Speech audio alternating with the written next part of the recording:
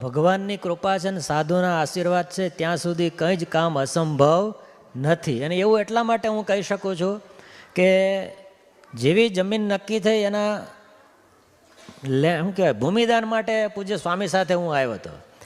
એક પણ દિવસ બગાડ્યા વિના પૂજ્ય નિત્ય સ્વરૂપ સ્વામીએ એ વખતે સવારમાં પધરામણીએ જવાનું, બપોરે 1:30-2 વાગે આવીને ઠાકોર જમાડવાના, પછી પાછું પધરામણીએ જવાનું, પછી સીધું કથામાં આવવાનું અને કથા ઘર સભા પૂરી કરીને પાછું પધરામણીએ જવાનું. આટલી મહેનત અમે તો ત્યાં દેશમાં સાથે છીએ, બરાબર. એમણે સરદાર માટે કે મહુવા માટે નહીં કરી હોય આટલી મહેનત એ આ સિડની મંદિર માટે કરે છે.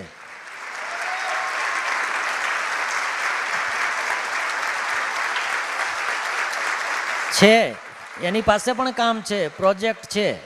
અમે વડતાલ ધામ નૈરોબી બન્યું ત્યારે, લંડનનું મંદિર બને છે ત્યારે એમના પ્રોગ્રામ ગોઠવાઈ ગયેલા હોય ને એમ કહીએ કે આપણે વડતાલનું કામ છે, બેનરો છપાઈ ગયા હોય, હોલ બુક થઈ ગયા હોય, બધું કેન્સલ કરી અને વડતાલ મંદિરના મૂળ સંસ્થાના કામમાં પૂજ્ય નિત્ય સ્વરૂપદાસજી સ્વામી ઊભા રહે છે.